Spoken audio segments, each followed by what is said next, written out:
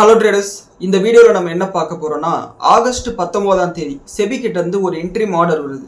இந்த இன்ட்ரீம் ஆர்டரில் 2 ட்ரேடிங் ஃபர்ம்ஸை நீங்கள் ஸ்டாக் மார்க்கெட்டில் பங்கெடுத்துக்க கூடாதுன்னு சொல்லிட்டு பேன் பண்ணியிருக்காங்க. அதுக்கான காரணம் இவங்க மார்க்கெட்டை மேனிப்புலேட் பண்ணியிருக்காங்க. அதை பற்றி தான் இந்த வீடியோவில் பார்க்க போகிறோம். அண்ட் இந்த வீடியோவில் எந்த ஒரு ட்ரேடிங் ஃபர்மையோ இல்லை எந்த ஒரு நபரையும் குற்றம் சாட்டப்படலை. அண்ட் இந்த வீடியோவில் இருக்கக்கூடிய எல்லா தகவல்களும் செபியோட ஆர்டரில் இருக்கக்கூடிய தகவல்களை டீகோட் பண்ணி என்னோட வியூவர்ஸ்க்கு புரிகிற மாதிரி நான் எடுத்து சொல்லியிருக்கேன். இது முழுக்க எஜுகேஷனல் பர்பஸ்க்காக மட்டும்தான். இப்போ நம்ம வீடியோக்குள்ளே போயிடலாம். ஆகஸ்ட் 3ஆம் தேதி 2026 செபி ஸ்டாக் மார்க்கெட்டோட ஃபங்க்ஷன்ஸில் சில மாற்றத்தை உண்டாக்குறாங்க. அதாவது ஆகஸ்ட் 3ஆம் தேதிக்கு முன்னாடி வரையும் மார்க்கெட்டில் எப்படி இருக்குன்னா, காலையில் 9:15 மார்க்கெட் ஓப்பன் ஆனால் 3:30 மணிக்கு மார்க்கெட் க்ளோஸ் ஆகும். அந்த மார்க்கெட் க்ளோஸ் ஆகிற நேரத்தில் அந்த க்ளோசிங் ப்ரைஸை எப்படி கணக்கிடுவாங்கன்னா, 3 மணிலேருந்து 3:30 மணி வரையும் நடக்கக்கூடிய ட்ரேடிங்கோட வால்யூமை பொறுத்து வால்யூம் வெயிட்டட் ஆவரேஜ் ப்ரைஸை கால்குலேட் பண்ணி இதுதாங்க க்ளோசிங் ப்ரைஸ்ன்னு சொல்லிட்டு இருந்தாங்க. இந்த நடைமுறையில் பெருசாக எந்த பிரச்சனையும் இல்லை. ஆனால் 1 மாதத்துக்கு ஒரு முறையோ இல்லை 2 மாதத்துக்கு ஒரு முறையோ ஏதோ ஒரு ப்ரைஸ் மேனிப்புலேஷன் இருந்தது. அதாவது அந்த குறிப்பிட்ட அரை மணி நேரம் விண்டோக்குள்ளார யாராவது மிகப்பெரிய அளவுக்கு நிஃப்டியோட மிகப்பெரிய ஹெவி வெயிட்ஸில் பை ஆர்டரோ செல் ஆர்டரோ போட்டு நிஃப்டியோட க்ளோசிங்கோ இல்லை குறிப்பிட்ட ஸ்டாக்ஸோட க்ளோசிங்கோ மாற்றத்தை உண்டாக்கிட்டு இருந்தாங்க. இந்த மேனிப்புலேஷனை கூட தடுக்கணும், இந்த சின்ன மேனிப்புலேஷன் கூட இருக்கக்கூடாதுன்னு சொல்லிட்டு செபி நினைக்கிறாங்க. அதுக்காக கொண்டு வந்தது தான் க்ளோசிங் ஆக்ஷன் செஷன். இந்த க்ளோசிங் ஆக்ஷன் செஷன் ஆல்ரெடி உலகத்தில் பல்வேறு நாடுகளில் மிகப்பெரிய எக்ஸ்சேஞ்சஸில் நடைமுறையில் இருக்கக்கூடிய விஷயம்தான். ஆனால் நம்ம இந்தியாவில் ஆகஸ்ட் 3ஆம் தேதி இது கொண்டு வரும்போது எல்லாருக்குமே புதுசாக தான் இருந்தது. ஈவன் நான் கூட அன்னைக்கு 3 மணிக்கே ட்ரேடிங்கை க்ளோஸ் பண்ணிவிட்டு இந்த ப்ரொசீஜர் எப்படி தான் இருக்குன்னு சொல்லிட்டு வேடிக்கை பார்த்துட்டு இருந்தேன். அண்ட் இந்த ப்ரொசீஜர் எப்படி இருந்ததுன்னா, 3:15க்கு ட்ரேடிங் ஆல்ட் ஆகிடுச்சு. அதாவது F1 இருக்கக்கூடிய எல்லா ஸ்டாக்ஸும் ட்ரேடிங் ஆல்ட் ஆகிடுச்சு. இந்த ட்ரேடிங் ஆல்ட் ஆனதுனால நிஃப்டி, பேங்க் நிஃப்டி, சென்செக்ஸ் மாதிரியான டிரைவேட்டிவ்ஸ் ட்ரேட் ஆகக்கூடிய இண்டெக்ஸஸ் எல்லாமே ஆல்ட் ஆனது. ஸோ இப்படி ஆல்ட் ஆனதுக்கப்புறம் 3:15லேருந்து 3:20க்குள்ளார ஒரு ரெஃபரன்ஸ் ப்ரைஸை ஃபிக்ஸ் பண்ணுவாங்க. அந்த ரெஃபரன்ஸ் ப்ரைஸை ஃபிக்ஸ் பண்ணதுக்கப்புறம் +or-3% அளவுக்கு யார் வேணாலும் பை ஆர்டர்ஸை போடலாம். அதாவது மேலே ஒரு பை ஆர்டர் போடலாம், கீழே பை ஆர்டர் போடலாம். 100 ரூபாய்க்கு ஒரு ரெஃபரன்ஸ் ப்ரைஸ்னா +3 103 ரூபாயிலேருந்து -3 97 ரூபா வரையும் buy order sell order traders போடலாம். இந்த ஆர்டர்ஸ் 3:20லேருந்து 3:28 வரையும் போடலாம். 3:28லேருந்து 3:30க்குள்ளார ஏதோ ஒரு ரேண்டம் டைமில் மார்க்கெட் க்ளோசிங் அறிவிப்பாங்க. அந்த நேரத்தில் எந்த ப்ரைஸ் மேட்ச் ஆகுதோ அதை பொறுத்து. இதில் எந்த விதமான மேனிப்புலேஷன் நடக்கிறதுக்கான வாய்ப்பு இல்லைன்னு சொல்லிட்டு செபி நினைக்கிறாங்க. ஆனால் இதை இன்ட்ரடியூஸ் பண்ண அன்றைக்கே 3:15க்கு அந்த ட்ரேடிங் ஆல்ட் ஆன போது நிஃப்டி முடிஞ்சதுக்கும் 3:30 மணிக்கு இந்த சிஏஎஸ் க்ளோசிங்கில் நிஃப்டி முடிஞ்சதுக்கும் மிகப்பெரிய அளவுக்கு மாற்றங்கள் வருது. மிகப்பெரிய அளவுக்கு கேப் அப்பில் நிஃப்டி க்ளோஸ் ஆகுது. இதுவே ட்ரேடர்ஸ்க்கு ஷாக்கை உண்டாக்குது. ஏன்னா இது நடந்தது ஆகஸ்ட் 3ஆம் தேதி திங்கட்கிழமை. அதுக்கு அடுத்த நாள் ஆகஸ்ட் 4ஆம் தேதி செவ்வாய்க்கிழமை நிஃப்டியோட எக்ஸ்பைரி. ஒருவேளை இந்த அளவுக்கு ஒரு க்ளோசிங் டிஃப்ரென்ஸ் எக்ஸ்பைரி நாள் வந்திருந்தா ஏகப்பட்ட ட்ரேடர்ஸ் பெரிய அளவுக்கு நஷ்டம் அடைஞ்சிருப்பாங்கன்னு சொல்லிட்டு ட்ரேடிங்கில் இருக்கக்கூடிய எல்லா ட்ரேடர்ஸும் சரி, பெரிய பெரிய நியூஸ் சேனல்ஸும் சரி, எல்லாருமே அவங்களோட கன்சர்ன்ஸை தெரிவிக்க ஆரம்பிக்கிறாங்க. அண்ட் அவங்க தெரிவித்த மாதிரி ஆகஸ்ட் 4ஆம் தேதி எக்ஸ்பைரி அன்னைக்கு இதே மாதிரி ஒரு மிஸ் மேட்ச் நடக்குது. நிஃப்டி அகைன் கேப் அப்பில் க்ளோஸ் ஆகுது 3:15லேருந்து இந்த சிஏஎஸ் க்ளோசிங்கில். இது மறுபடியும் மிகப்பெரிய ஒரு கன்சர்ன் உருவாக்குது. செபியும் இந்த ட்ரேடர்ஸோட கன்சர்ன் அட்ரஸ் பண்ணுறாங்க. அண்ட் அதுக்கப்புறம் பெரிய புரோக்கர்ஸ் எல்லாம் இண்டிகேட்டிவ் க்ளோசிங் ப்ரைஸை இன்ட்ரடியூஸ் பண்ணுறாங்க அவங்களோட ட்ரேடிங் சாஃப்ட்வேர்ஸில். இப்போ இந்த இண்டிகேட்டிவ் ட்ரேடிங் ப்ரைஸில் எப்படி நடக்கும்னா, இந்த 3:20லேருந்து 3:28 அந்த ப்ரைஸ் டிஸ்கவரி நடக்கிறதுக்குள்ளார எந்த ப்ரைஸில் டிஸ்கவர் ஆகிறதுக்கு வாய்ப்பு இருக்குன்னு சொல்லிட்டு நமக்கு இண்டிகேட் பண்ணிக்கிட்டே இருக்கும். அதாவது இந்த 2-3 நாள் நமக்கு எப்படி இருந்ததுன்னா, அதாவது 3:28க்கு எந்த இடத்துல ஓப்பன் ஆகும்னே நமக்கு தெரியாது. +or- எங்கே வேணாலும் 3% ஓப்பன் ஆகலாம் அப்படின்ற ஒரு அன்சர்டனிட்டி இருந்தது. இதனால் எல்லாருமே சஸ்பென்ஸில் வெயிட் பண்ணிட்டு இருந்தாங்க. ஆப்ஷன்ஸில் எந்த விதமான மூவ்மெண்ட்டுமே இல்லாமல் இருந்தது. ஆனால் இந்த மாதிரி இண்டிகேட்டிவ் ப்ரைஸ் வந்ததுக்கப்புறம் ஓரளவுக்கு ஸ்டெபிலிட்டி வந்துடும் அப்படின்னு சொல்லிட்டு எல்லா ட்ரேடர்ஸும் நம்ப ஆரம்பித்தாங்க. ஆனால் இந்த இண்டிகேட்டிவ் ப்ரைஸ் வந்ததுக்கப்புறமாவும் எக்ஸசிவ் பை ஆர்டர்ஸ் போடுறது, மறுபடியும் எக்ஸசிவ் செல் ஆர்டர்ஸ் போடுறது, அந்த ஆர்டர்ஸை கேன்சல் பண்ணுறது, இதே மாதிரி பண்ணி ஆப்ஷன்ஸோட ப்ரைஸஸ் மறுபடியும் அப்நார்மலான ஒரு வாலட்டிலிட்டிக்கு போனது. அண்ட் தொடர்ந்து இதே மாதிரியான 3:15லேருந்து அந்த க்ளோசிங் ப்ரைஸோட டிஸ்கவரிக்கு மிஸ் மேட்ச் வந்துகிட்டே இருந்தது. இப்படி தான் ஆகஸ்ட் 13ஆம் தேதி சென்செக்ஸ் எக்ஸ்பைரியிலும் ஒரு மிகப்பெரிய ஒரு மிஸ் மேட்ச் வருது. அதாவது ஒரு சில நொடிகளில் சென்செக்ஸ் 300 பாயிண்ட் ஏறுது, மறுபடியும் 140 பாயிண்ட் அளவுக்கு எழுது, மறுபடியும் 400 பாயிண்ட் எழுது. இது வந்து மறுபடியும் ட்ரேடர்ஸை மிகப்பெரிய அளவுக்கு நஷ்டத்தில் உண்டாக்குது. அண்ட் இதை வந்து செபி வந்து அனலைஸ் பண்ணுறாங்க, ஸ்க்ரூட்டினி பண்ணுறாங்க. அப்படி பண்ணும்போது 2 ட்ரேடிங் ஃபர்ம்ஸ் வந்து மார்க்கெட்டை மேனிப்புலேட் பண்ணுற மாதிரி ஆர்டர்ஸை போட்டிருக்காங்கன்னு சொல்லிட்டு கண்டுபிடிக்கப்படுது. காரணம், இந்த சிஏஎஸ் விண்டோவில் வெறும் 1500 கோடி 2000 கோடி ட்ரேடிங் வால்யூமை வச்சு 2 லட்சம் கோடி இருக்கக்கூடிய டெரிவேட்டிவ் மார்க்கெட்டோட க்ளோசிங் வந்து நிர்ணயிக்க முடியும் அப்படின்ற ஒரு விஷயம் வந்து ட்ரேடர்ஸை பெரிய அளவில் பாதித்தது. ஏன்னா இந்த சிஏஎஸ் க்ளோசிங் சிஸ்டம் வந்த புதுசில் ஒரு வாரத்துக்கு வந்து ஆப்ஷன்ஸோட நார்மல் ப்ரைஸ் மூமெண்ட்டே வந்து மாறினது. காரணம், காலையில் வந்து ஏடிஎம் ஆப்ஷன் 100 ரூபாயில் இருக்குன்னா எண்ட் ஆஃப் தி டேயில் அது 80 ரூபாவோ 70 ரூபாவோ ஆகணும். ப்ரீமியம் வந்து டிகே ஆகிட்டே வரணும். ஆனால் ப்ரீமியம் டிகேவே இல்லாமல் ஐவி இன்க்ரீஸ் ஆனது. இந்த சிஏஎஸ் ஆப்ஷன் சிஸ்டம் வந்து டெய்லியுமே ஒரு ஈவெண்ட்டாக மாறினது. ஸோ இதுக்கு தான் செபி வந்து ஒவ்வொரு மாற்றமாக கொண்டு வந்தாங்க. இன்றைக்கி ஒரு மிகப்பெரிய ஒரு ஸ்கேம் வந்து வெளிச்சத்துக்கு வந்திருக்கு. இந்த செபியோட ஆர்டரில் அவங்க எந்த மாதிரியான மேனிப்புலேஷன் பண்ணாங்கன்ற கம்ப்ளீட் டீட்டெயில் இருக்குது. அதை இப்போ நான் உங்களுக்கு ஸ்க்ரீனில் காமிக்கிறேன். இப்போ நீங்கள் பார்க்குறது வந்து செபி இஷ்யூ பண்ண இன்ட்ரீம் ஆர்டர். இந்த இன்ட்ரீம் ஆர்டர் எதுக்கு இஷ்யூ பண்ணியிருக்காங்கன்னா, ஆகஸ்ட் 13 சென்செக்ஸ் எக்ஸ்பைரி அன்னைக்கு சிஏஎஸ் விண்டோவில் வந்து என்ன மாதிரியான மேனிப்புலேட்டிவ் ட்ரேட் நடந்திருக்கு, அது சம்மந்தப்பட்ட ஆர்டர் தான் இதுன்னு சொல்லிட்டு சொல்லியிருக்காங்க. அண்ட் இந்த மேனிப்புலேட்டிவ் ட்ரேட் பண்ணதா செபி சந்தேகப்படக்கூடிய 2 ட்ரேடிங் ஃபர்ம்ஸ் வந்து ஒன்று காப்தால் மொரிஷியஸ் இன்வெஸ்ட்மெண்ட் லிமிடெட், இன்னொன்று Mansi share and stock broking private limited. இவங்க 2 பேருமே வந்து இந்த மேனிப்புலேட்டிவ் ட்ரேட்ஸில் ஈடுபட்டிருந்தாலும் 2 பேருமே ஒன்றா சேர்ந்து கூட்டு சதியாக இதை பண்ணலை. 2 பேருமே அவங்களோட பர்சனல் ஆதாயத்துக்காக இதை பண்ணியிருக்கிறதுக்கு வாய்ப்பு இருக்குன்னு சொல்லிட்டு செபி வந்து சொல்லியிருக்காங்க. ஃபர்தராக இதை பற்றின இன்வெஸ்டிகேஷன் நடக்கும்போது மேலும் வந்து இதை பற்றின தகவல்கள் நமக்கு வரலாம். மேபி இவங்க தப்பே செய்யலைன்றது கூட வெளியில் வரத்துக்கு வாய்ப்பு இருக்குது. நமக்கு அதை பற்றி தெரியாது. அண்ட் செபி வந்து இந்த சிஏஎஸை பற்றி எக்ஸ்பிளைன் பண்ணியிருக்காங்க. இது ஆல்ரெடி நம்ம சொல்லிட்டோம். அண்ட் செபியோட ஃபைண்டிங்ஸ் என்ன சொல்லுதுன்னா, ஆகஸ்ட் 13 2026 சென்செக்ஸோட வீக்லி எக்ஸ்பைரி அன்னைக்கு 3:15 சென்செக்ஸோட ரெஃபரன்ஸ் பாயிண்டா 77,830 வந்து பிஎஸ்சி ஃபிக்ஸ் பண்ணுது. 15:20 அதாவது 3:20க்கு சிஏஎஸோட விண்டோ ஓப்பன் ஆகும்போது அந்த சிஏஎஸோட ஆக்ஷன் வந்து கண்டக்ட் பண்ணுறாங்க. சிஏஎஸோட முடிவில் 78,080 கிட்டத்தட்ட 250 பாயிண்ட் பக்கத்தில் கேப் அப்பில் க்ளோஸ் ஆகுது. என்னது இது அப்நார்மலாக இருக்கேன்னு சொல்லிட்டு செபி வந்து ஸ்க்ரூட்டினி பண்ணும்போது இந்த இண்டிகேட்டிவ் ப்ரைஸ்லேயும் வந்து 3 ஸ்பைக் வந்து செபி வந்து கண்டுபிடிக்கிறாங்க. இந்த 3 ஸ்பைக்கில் யார் ஆர்டர் போட்டிருக்காங்கன்னு சொல்லிட்டு டிக் டவுன் பண்ணும்போது இவங்க 2 பேரும் மாட்டுறாங்க. அதாவது இந்த முதல் ஸ்பைக்கில் கிட்டத்தட்ட 360 பாயிண்ட் அளவுக்கு வந்து பாயிண்ட்ஸ் வந்து இன்க்ரீஸ் ஆகுது சென்செக்ஸில். அண்ட் இந்த 360 பாயிண்ட் வந்து வெறும் 2 செகண்டுக்குள்ளார இன்க்ரீஸ் ஆகுது. அண்ட் அதே மாதிரி 2வது ஸ்பைக்கில் கிட்டத்தட்ட 132 பாயிண்ட் அளவுக்கு இன்க்ரீஸ் ஆகுது. இது 12 செகண்டில் இன்க்ரீஸ் ஆகுது.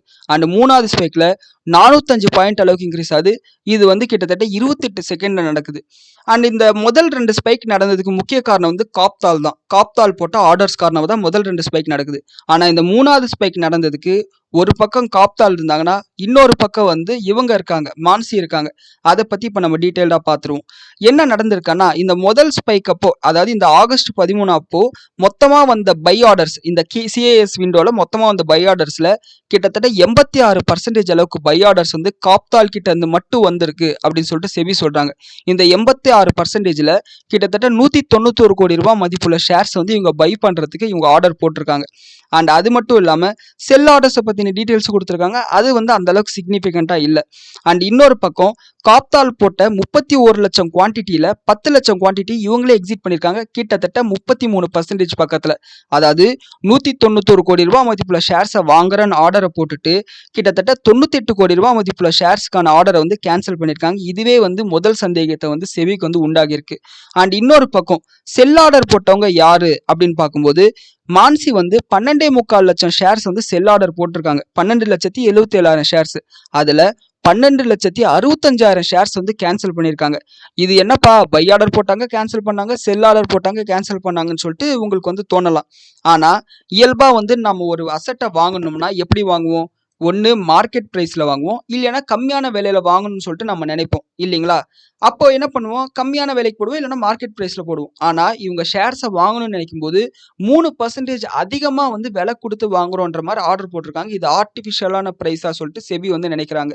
ரெண்டாவது, ஒரு அசட்டை விற்கும் போது யூஸ்வலாக நம்ம என்ன பண்ணுவோம்? ஒன்று மார்க்கெட் ப்ரைஸில் விற்போம், இல்லைனா அதிகமான விலையில் விற்போம்னு சொல்லிட்டு நினைப்போம். அதனால் ஒன்று அதிகமான விலைக்கு வந்து ஆர்டர் போடுவோம், இல்லைனா மார்க்கெட் ப்ரைஸ்லேயே வந்து ஆர்டர் போடுவோம். ஆனால் இவங்க என்ன பண்ணியிருக்காங்கன்னா, ரொம்ப கம்மியான விலைக்கு நான் விற்கிறேன் அப்படின்னு சொல்லிட்டு ஆர்டர் போட்டிருக்காங்க. இப்படி பை ஆர்டர் அதிகமாக போடும்போது மார்க்கெட்டை மேலே புஷ் பண்ணும், இல்லை செல் ஆர்டர் ரொம்ப கம்மியாக போடும்போது மார்க்கெட்டை கீழே தள்ளும். இது ரெண்டுமே இவங்க பண்ணியிருக்கிறது மறுபடியும் சந்தேகத்தை வந்து உண்டாக்கியிருக்கு.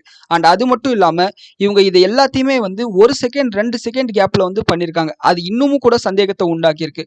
அண்ட் இந்த முதல் ஸ்பைக்கை வந்து அனலைசிஸ் பண்ணும்போது 3:20 41 செகண்ட்லேருந்து 3:20 43 செகண்டுக்குள்ளார இந்த முதல் ஸ்பைக் வந்து நடந்திருக்கு. இதை அனலைசிஸ் பண்ணும்போது கிட்டத்தட்ட இந்த காப்தால் மட்டும் எந்த அளவுக்கு ஆர்டர்ஸ் போட்டிருக்காங்கன்னா, அதாவது 66 கோடியே 64 லட்சம் ரூபாய் மதிப்புள்ள ஆர்டர்ஸ் வந்து வந்திருக்கு. இந்த 66 கோடி 64 லட்சத்துல 66 கோடியே 57 லட்சம் ஆர்டர்ஸ் வந்து காப்தால் மொரிஷியஸ் இன்வெஸ்ட்மெண்ட் லிமிடெட் மட்டும் போட்டிருக்காங்க. இது 99.1% அளவுக்குன்னு சொல்றாங்க. அண்ட் அது மட்டும் இல்லாம இந்த பை ஆர்டரை வந்து 3% அளவுக்கு அதிகமான விலையை கொடுத்து போட்டிருக்காங்க. அதாவது அப்பர் லிமிட்ல போட்டிருக்காங்க. இது வந்து மறுபடியும் சந்தேகத்தை உண்டாக்குருக்கு. சரிப்பா, அப்பர் லிமிட்ல போட்டா கூட என்ன, அதிகமான விலை கொடுத்து வாங்க கூட இவங்க தயாரிக்காங்கன்னு சொல்லிட்டு நீங்க நினைக்கலாம். ஆனா கரெக்டா 15-20-42, அதாவது 3-20-42க்கு பஞ்சா வந்து ஒரு பேஸ்கெட் ஆர்டர் போட்டிருக்காங்க. இது மறுபடியும் சந்தேகத்தை வந்து செபிக்கு உண்டாகி இருக்கு. ஸோ இது வந்து ஃபர்ஸ்ட் ஸ்பைக்கை கிரியேட் பண்ணியிருக்கு. அண்ட் ரெண்டாவது ஸ்பைக்கை அனலைசிஸ் பண்ணும்போது இந்த ஸ்பைக் வந்து 12 செகண்ட்ல நடந்திருக்கு. 3:24 8 செகண்ட்ல ஆரம்பிச்சு 3:24 20 செகண்ட் வரையும் நடந்திருக்கு. இந்த ஸ்பைக்கை பண்ணதும் காப்தால் தான். இந்த ஒட்டுமொத்த ஆர்டர் வந்து பார்த்தோம்னா 131 கோடியே 74 லட்சம் ரூபாய் மதிப்புள்ள பை ஆர்டர்ஸ் வந்திருக்கு. இந்த 131 கோடியே 74 லட்சம் பை ஆர்டர்ஸ்ல 126 கோடியே 58 லட்சம் ஆர்டர்ஸ் வந்து பார்த்தோம்னா இவங்க கிட்ட இருந்து வந்திருக்கு. ஸோ இது வந்து 96%. இதையும் வந்து 3% அதிகமான விலையை கொடுத்து வாங்குறோம்னு சொல்லியிருக்காங்க. இதுவும் வந்து பல்வேறு ஸ்டாக்ஸ்ல வந்து இவங்க ஆர்டர்ஸ் வந்து பிளேஸ் பண்ணியிருக்காங்க. நீங்க நினைக்கலாம் அதிகமான விலை கொடுத்து வாங்குறது தப்பு இல்லைன்னு. அதிகமான விலை கொடுத்து வாங்குறது ஒரு குறிப்பிட்ட கம்பெனியில வாங்கணும் இவங்க நினைச்சா பரவாயில்ல. ஆனா எல்லா கம்பெனிலையும் சொல்லி வச்ச மாதிரி 3% அளவுக்கு அதிகமா வாங்குறதுக்கு இவங்க எதுக்காக வாங்கணும்? அண்ட் அது மட்டும் இல்லாம கரெக்டா சொல்லி வச்ச மாதிரி 3:24 8 செகண்ட்ல வந்து கரெக்டா ஆர்டர் போட்டிருக்காங்க. இது மறுபடியும் வந்து சந்தேகத்தை உண்டாக்குது. இது ரெண்டாவது ஸ்பைக். இந்த மூணாவது ஸ்பைக் 28 செகண்ட் நடக்குது. இது வந்து காப்தால் மட்டும் பண்ணல, கூடவே வந்து மான்சி பண்ணியிருக்காங்க. இது மான்சிக்கு தெரியாமலே நடந்திருக்கு. அதாவது காப்தாலுக்கு நம்ம ஹெல்ப் பண்றோம் அப்படின்றது மான்சிக்கே தெரியாது, தெரியாம இந்த விஷயம் நடந்திருக்கு. அதாவது என்ன நடந்திருக்கானா, மற்ற 2 ஆர்டர்ஸ்ல போட்ட மாதிரியே கிட்டத்தட்ட 115 கோடி ரூபாய் ஆர்டர்ஸ் வந்து இந்த 28 செகண்ட்குள்ளார நடந்திருக்கு. அந்த இந்த 115 கோடியில கிட்டத்தட்ட 98 கோடி ரூபாய் மதிப்புள்ள ஆர்டர் வந்து காப்தால் மொரிஷியஸ் இன்வெஸ்ட்மெண்ட் லிமிடெட் மட்டும் போட்டிருக்காங்க. இது வந்து அகைன் 3% அதிகமான விலை கொடுத்து நான் வாங்கிக்கிறேன் அப்படின்னு சொல்லியிருக்காங்க. அண்ட் அதே சமயத்துல இந்த மான்சி என்ன பண்ணியிருக்காங்கன்னா 3/21 3/26 வரையும் ஏகப்பட்ட செல் ஆர்டர்ஸ் வந்து ரொம்ப கம்மியான விலையில வந்து போட்டிருக்காங்க. இந்த செல் ஆர்டரோட வேல்யூ வந்து 145 கோடி 65 லட்சம் ரூபாய். அண்ட் இந்த எல்லா ஆர்டரையும் வந்து 15-26-2 15-26-5 3:26 செகண்ட்லேருந்து 3:26 செகண்ட்குள்ளார க்ளோஸ் பண்ணியிருக்காங்க. அண்ட் இவங்க க்ளோஸ் பண்ணுறதுக்கு முன்னாடி சென்செக்ஸ் மேலே இண்டிகேட்டிவ் ப்ரைஸில் ஒரு 233 பாயிண்ட்ஸ் அளவுக்கு ஒரு ப்ரெஷர் வந்து இந்த செல் ஆர்டர் போட்டிருந்தது. இவங்க சடனாக க்ளோஸ் பண்ண உடனே இந்த ப்ரெஷர் போன உடனே சென்செக்ஸ் வந்து பயங்கரமாக வந்து ஜம்ப் ஆகுது. இதன் காரணமாக வந்து மூணாவது ஸ்பைக் வந்து ரொம்ப விகரஸாக இருக்குது. அதாவது 3:25-2 3:25-6 போது இந்த ப்ரைஸ்க்குள்ளார இந்த ஸ்பைக் வந்து இன்னும் விகரஸாக இருக்குது. இன்னும் இந்த ஸ்பைக் வந்து உங்களுக்கு பார்த்தீங்கன்னா இன்னும் உங்களுக்கு கிளியராக தெரியும். அதாவது இந்த இடத்துல ஸ்பைக் வந்து பார்த்தோன்னா இன்னும் உங்களுக்கு விசிபிளா இருக்கு பார்த்தீங்களா, இந்த பெரிய ஸ்பைக். இது வந்து மான்சி எடுத்த அந்த கேன்சல் பண்ண ஆர்டர் காரணமாக நடந்திருக்குன்னு சொல்லிட்டு செபியோட ஃபைண்டிங்ஸில் வந்து தெரிய வந்திருக்கு. சரி, இவங்க இந்த ஆர்டர்ஸை போட்டிருக்காங்கன்னா இவங்களுக்கு F&Oல என்னென்ன பண்ணி வச்சிருக்காங்கன்ற தகவலையும் வந்து செபி வந்து ரிலீஸ் பண்ணியிருக்காங்க. அதை வந்து இப்போ பார்க்கலாம். இந்த இடத்துல 23வது பேஜில் வந்து F&O பொசிஷனில் இவங்க என்ன பண்ணியிருக்காங்கன்ற தகவல் இருக்குது. இதில் காப்தால் மொரிஷியஸ் இன்வெஸ்ட்மெண்ட் லிமிடெட் வந்து அன்னைக்கு நாள் ஃபுல்லாக வந்து NSE BSEல வந்து கிட்டத்தட்ட 1251 கோடி ரூபாய்க்கு ஷேர்ஸை வாங்கி கிட்டத்தட்ட 59 கோடி ரூபாய் மதிப்புள்ள ஷேர்ஸ் வந்து விற்றுருக்காங்க. இது வந்து அவங்க வந்து இன்ட்ராடேல அவங்க பண்ண விஷயமா இருக்கலாம், ஈக்விட்டியில் அவங்க பண்ண ட்ரேடிங்காக இருக்கலாம். ஆனால் இன்னொரு பக்கம் F&Oல அவங்க பண்ணியிருக்கிறது வந்து நம்மளுக்கு ஷாக்கிங்காக இருக்குது. என்னன்னா, சென்செக்ஸ் 13ஆம் தேதி எக்ஸ்பைரி ஆகிறதுல 77,500 கால் ஆப்ஷன் வந்து 26,560 குவான்டிட்டிஸ் வாங்கிட்டு அதே புட் ஆப்ஷனில் 77,500 புட் ஆப்ஷன் வந்து 26,500 குவான்டிட்டி வந்து விற்றுருக்காங்க. இது ப்ரீவியஸ் டேஸ்லேருந்து வந்து கேரி ஃபார்வர்ட் பண்ணியிருக்காங்க. அதாவது இது என்ஆர்எல்எல் பொசிஷன், ஓவர் நைட் பொசிஷன். அதே மாதிரி அன்னைக்கு இன்ட்ராடேல வந்து 78,000 கால் ஆப்ஷன் வந்து 84,000 குவான்டிட்டிஸ் அளவுக்கு வந்து வாங்கிட்டு, அதே மாதிரி 78,000 புட் ஆப்ஷனை 84,200 குவான்டிட்டிஸ் அளவுக்கு வித்திருக்காங்க. ஸோ அகைன் அதே மாதிரி மேட்ச் ஆகுது பாருங்க. இங்க வாங்குறதுக்கு என்ன பிரீமியம் இவங்க செலவு பண்றாங்களோ அந்த பிரீமியம் வந்து இவங்க வந்து இதை வித்து கலெக்ட் பண்ணிடுறாங்க. இதை வந்து சிந்தட்டிக் லாங்குன்னு சொல்லுவாங்க. அதாவது டைரக்டா ஃபியூச்சர்ஸை வாங்காம ஆப்ஷன்ஸ்ல புட் ஆப்ஷனை வித்து கால் ஆப்ஷனை வாங்கும்போது அதை சிந்தட்டிக் லாங்குன்னு சொல்லுவாங்க. அதை இவங்க பண்ணியிருக்காங்க. இது வந்து கிட்டத்தட்ட ஒரு ஆப்ஷன் ஸ்ட்ராட்டஜி தான். அண்ட் இன்னொரு பக்கம் 78,500 கால் ஆப்ஷனை 12,640 ரூபாய் 40 குவான்டிட்டிஸ் வந்து வாங்கிட்டு 78,500 புட் ஆப்ஷனை 12,640 குவான்டிட்டிஸ் வந்து வித்திருக்காங்க. இந்த 6 பொசிஷன்ல 2 பொசிஷன் மட்டும்தான் இன்ட்ராடேல அன்னைக்கு ஓபன் பண்ணியிருக்காங்க. மற்ற 4 பொசிஷனும் வந்து பார்த்தோம்னா அதுக்கு முன்னாடி நாள்ல இருந்து இவங்க கேரி ஃபார்வர்ட் பண்ணிட்டு தான் இருக்காங்க. அண்ட் இந்த 2 பொசிஷன் இன்ட்ராடேல ஓபன் பண்ணது மிகப்பெரிய ஒரு பொசிஷனா இருக்கு. இதையும் வந்து நோட் பண்ணிக்கோங்க. அண்ட் அது மட்டும் இல்லாம இதன் காரணமா இவங்க வந்து எந்த அளவுக்கு லாபம் சம்பாதிச்சிருக்காங்கன்னா கிட்டத்தட்ட 2,96,16,000 ரூபாய் அளவுக்கு இவங்க லாபத்தை வந்து இந்த ராங்ஃபுல் கெயின்ஸா வந்து சம்பாதிச்சிருக்காங்க. அதுக்கான ஸ்கிரீன்ஷாட்டை தான் இப்போ நீங்க பார்த்துட்டு இருக்கீங்க. அடுத்து மான்சி வந்து எவ்வளவு சம்பாதிச்சிருக்காங்கன்னு பாத்தீங்கன்னா 77,800 கால் ஆப்ஷன் வந்து 5,000 குவான்டிட்டி வாங்கியிருக்காங்க. 77,800 புட் ஆப்ஷன் வந்து 32,000 குவான்டிட்டி வாங்கியிருக்காங்க. 77,900 புட் ஆப்ஷன் வந்து 75,460 குவான்டிட்டி வாங்கியிருக்காங்க. 78,000 புட் ஆப்ஷன் வந்து 32,000 குவான்டிட்டி வந்து வாங்கியிருக்காங்க. இது எல்லாமே வந்து இன்ட்ராடேல அவங்க பில்ட் பண்ண பொசிஷன். அண்ட் இதன் காரணமா கிட்டத்தட்ட 71,64,000 ரூபாய் அளவுக்கு இவங்க லாபம் சம்பாதிச்சிருக்காங்க. ஸோ இதுல மிகப்பெரிய அளவுக்கு மேனிப்புலேஷன் நடந்திருக்குமோ அப்படின்ற மாதிரி ஒரு சந்தேகத்தை வந்து செபிக்கு வந்து கிரியேட் பண்ணியிருக்கு. ஸோ இந்த ஆர்டரில் செபி இதை தான் சொல்லியிருக்காங்க. இந்த 2 ட்ரேடிங் ஃபர்மும் ராங்ஃபுல் கெயின்ஸாக ஒருத்தர் வந்து 2,96,00,000 இன்னொருத்தர் வந்து 71,00,000 வந்து சம்பாதிச்சிருக்காங்கன்னு சொல்லிட்டு சொல்லியிருக்காங்க. அண்ட் இதுக்கு மேலே இன்வெஸ்டிகேஷன் நடக்கும். இவங்க தரப்புலேருந்து என்ன விளக்கம் கொடுக்க போகிறாங்கன்னு சொல்லிட்டு நமக்கு தெரியல. ஆஸ் ஆஃப் நோ வந்து இவங்களை கம்ப்ளீட்டாக வந்து இதுக்கு மேலே நீங்கள் செக்யூரிட்டிஸில் எதுவும் இன்வால்வ் பண்ணக்கூடாது அப்படின்ற மாதிரி சொல்லியிருக்காங்க. இதுக்கு மேலே இன்வெஸ்டிகேஷன் நடக்கும். ஸோ இதுதான் ஆகஸ்ட் 13ஆம் தேதி நடந்த மேனிப்புலேஷன் சொல்லிட்டு செபி வந்து சொல்லியிருக்காங்க. இதுலேருந்து நாம் புரிஞ்சிக்க வேண்டியது என்னென்னா, வெறும் ஒரு 200-300 கோடி ரூபாய் அளவுக்கு பை ஆர்டர் செல் ஆர்டரை போட்டு மார்க்கெட்டை இந்த அளவுக்கு நகர்த்த முடியும்னா, பெரிய அளவுக்கு ஒரு பை ஆர்டரோ செல் ஆர்டரோ ஒரு 1000 கோடி 2000 கோடி ரூபாய் அளவுக்கு யாரோ ஒருத்தர் பை ஆர்டரோ செல் ஆர்டரோ போட்டு மார்க்கெட்டை நகர்த்துனாங்கன்னா நம்மளை மாதிரி சாதாரண ட்ரேடர்ஸோட நிலைமை என்ன ஆகும்? நான் வந்து ஆகஸ்ட் 3ஆம் தேதி இந்த மாதிரி அப்நார்மலாக க்ளோஸ் ஆகுதுன்னு தெரிஞ்ச உடனே வந்து F&Oவோட ட்ரேடிங்கை வந்து ஸ்டாப் பண்ணேன். நம்மளோட வியூவர்ஸுக்கு வந்து அதை ஸ்டாப் பண்ணுங்கள். இப்போதைக்கு வந்து ட்ரேடிங்கை ஸ்டாப் பண்ணுங்கள். இந்த CAS க்ளோசிங் ஆப்ஷன் சிஸ்டத்தில் ஒரு ஸ்டெபிலிட்டி வரட்டும், அதுக்கப்புறம் நம்ம பார்த்துக்கலாம்னு சொல்லிட்டு நான் சொன்னேன். அப்போ நான் சொல்லும்போது ஏகப்பட்ட பேர் வந்து விமர்சிச்சிங்க. இது என்ன ட்ரேடிங்கை ஸ்டாப் பண்ணுன்னு சொன்னீங்க, இதில் எப்படி ட்ரேட் பண்ணுறதுன்னு சொல்லு அப்படின்ற மாதிரி தான் சொன்னீங்க. சில நாட்களில் வந்து நம்ம ட்ரேடிங்கை அவாய்ட் பண்ணுறது தான் நல்லது. எல்லா நாட்களும் ட்ரேட் பண்ணணும்னு நினச்சிங்கன்னா நஷ்டம்தான் வரும். நமக்கு லாபம் வர நாட்களில் நம்ம ட்ரேட் பண்ணாலே போதும், நல்ல லாபத்தை சம்பாதிக்கலாம். ஸோ இதுக்கு மேலே செபி இந்த மாதிரி நடவடிக்கை எடுக்கும்போது ஏகப்பட்ட பேருக்கு பயம் வரும். இதன் மேலே வந்து மேனிப்புலேஷன் நடக்காதுன்னு சொல்லிட்டு நம்ம நம்புவோம். அண்ட் செபி வந்து இதுக்கான தீர்வுகளாக வந்து நீங்கள் சொல்லுங்கன்னு சொல்லிட்டு சஜஷன் வந்து கேட்டிருக்காங்க நம்மள மாதிரி ட்ரேடர்ஸ் கிட்ட. நான் என்ன நினைக்கிறேன்னா, இந்த மாதிரி மேனிப்புலேஷனை தடுக்கிறதுக்கு ஒரே ஒரு தீர்வு தான் இருக்குது. இந்த F&O டெரிவேட்டிவ் செக்மெண்ட்ன்றது மார்க்கெட் முடிகிற அந்த நிமிஷத்துலேயே வந்து க்ளோஸ் ஆகிடணும். இந்த க்ளோசிங் ஆப்ஷன் சிஸ்டம் வந்து தனியாக நடக்கணும். இதுதான் வந்து இன்டர்நேஷ்னலாக பல நாடுகளில் நடக்கிற சிஸ்டம். உதாரணத்துக்கு 3.25 வந்து எல்லா ஸ்டாக்ஸோட ட்ரேடிங்கும் வந்து ஆல்ட் பண்ணுறாங்க ரெஃபரன்ஸ் ப்ரைஸ் கண்டுபிடிக்கிறதுக்காக. 3.25 வந்து F&Oவையும் க்ளோஸ் பண்ணிட்டா பிரச்சனை முடிஞ்சுது இல்லையா? 3:30 மணிக்கு F&O க்ளோஸ் ஆகட்டும், மார்க்கெட் எல்லாம் க்ளோஸ் ஆகட்டும். 3:30 மணிக்கு க்ளோஸ் ஆனதுக்கப்புறம் ஒரு 5 நிமிஷம் 3:35 வரையும் வந்து ஒரு ரெஃபரன்ஸ் ப்ரைஸ்க்காக பீரியடாக விட்டுட்டு அதுக்கப்புறம் ஒரு 10 நிமிஷம் அளவுக்கு இந்த CAS சிஸ்டத்தில் வந்து ட்ரேடிங் நடக்கட்டும். அப்படி நடக்கும்போது டெரிவேட்டிவ்ஸ் மார்க்கெட் மேலே எந்த விதமான இம்பேக்ட் வந்து இந்த CAS சிஸ்டத்தினால இருக்காது. செபி வந்து இந்த CAS சிஸ்டத்தை கொண்டு வந்து கண்டிப்பாக ஒரு நல்ல நோக்கத்தோடு தான், மேனிப்புலேஷன் இருக்கக்கூடாது. ஏன்னா மேனிப்புலேஷன் இருக்கிறதுனால MSCI ரீபேலன்சிங்காக இருக்கட்டும், இல்லை வேறு யாராவது வந்து அவங்களோட பர்சனல் ரிசல்ட்ஸ்னால இந்த மாதிரி பெரிய ஆர்டர்ஸ் போட்டாங்கன்னா passive funds, active funds, mutual ஃபண்ட்ஸ்லாம் வந்து ஷேர்ஸை வாங்கணும்னு நினைக்கிறவங்களுக்கு வந்து மிகப்பெரிய அளவுக்கு ஒரு மிஸ்மேட்ச் நடக்குதுன்னு சொல்லிட்டு ஒரு காரணத்தினால இதை கொண்டு வந்தாங்க.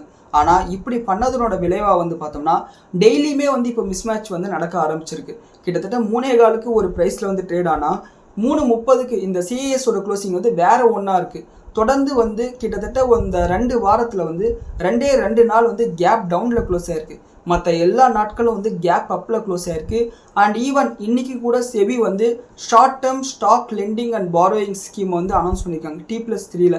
அண்ட் அது இந்த CAS சிஸ்டத்தில் ஒரு ஸ்டெபிலிட்டியை கொண்டு வரும்ன்ற ஒரு நம்பிக்கை இருக்குது. ஆனால் இதுக்கு மேலே யாருக்காவது மேனிப்புலேட் பண்ணணுன்ற யோசனை வந்துச்சுன்னா செபி வந்து நம்மளை பார்த்துட்டு இருக்காங்க அப்படின்ற எண்ணம் வந்து வரும். ஏன்னா க்ளீனாக எந்த செகண்டில் நீ என்ன ஆர்டர் போட்டன்ற வரி வந்து க்ளீனாக செபி காமிச்சிருக்காங்க. நீ ஆர்டரை போட்டுட்டு அதை கேன்சல் வேறு பண்ணுற, நீ 3% அதிகமாக ஷேர்ஸை வாங்குறன்ற, 3% கம்மியாக ஷேர்ஸை விற்கிறன்ற, இதெல்லாம் வந்து தெரியாத அளவுக்கு நாங்கள் இருக்கோன்ற மாதிரி செபி வந்து இன்றைக்கி பட்டவர்த்தனமாக சொல்லிட்டாங்க. ஸோ மேனிப்புலேஷன் பண்ணுறவங்களுக்கு இது ஒரு பயத்தை வந்து கிரியேட் பண்ணும். ஸோ இதுக்கு மேலேயாவது இந்த சிஏ சிஸ்டத்தில் ஒரு ஸ்டெபிலிட்டி வரும்னு சொல்லிட்டு நான் நம்புகிறேன். நீங்கள் என்ன நினைக்கிறீங்கன்றது கீழே கமெண்ட்டில் சொல்லுங்கள். அண்ட் இந்த வீடியோவை அனலைசிஸ் பண்ணி இந்த மாதிரி உங்களுக்கு ப்ரெசென்ட் பண்ணுறதுக்கு நான் ஒரு எஃபோர்ட்டை வந்து போட்டிருக்கேன். கிட்டத்தட்ட 4 மணி நேரம் பக்கத்தில் இதுக்காக உழைச்சிருக்கேன். அண்ட் இதுக்கான ஒரு அப்ரிஷியேஷனாக இந்த வீடியோக்கு ஒரு லைக் கொடுங்க. இதை உங்களோட நண்பர்களுக்கும் ஷேர் பண்ணுங்கள். இது வந்து கிட்டத்தட்ட 2026 ஸ்டாக் மார்க்கெட்டில் நடந்த ஒரு மிகப்பெரிய ஸ்கேம்னே நம்ம சொல்லலாம். ஏன்னா ட்ரேடர்ஸ் பெரிய அளவுக்கு வந்து பணத்தை வந்து இழந்திருக்காங்க. இவங்க என்னமோ வந்து ஒரு 3 கோடி 4 கோடி தான் சம்பாதிச்சிருக்காங்க.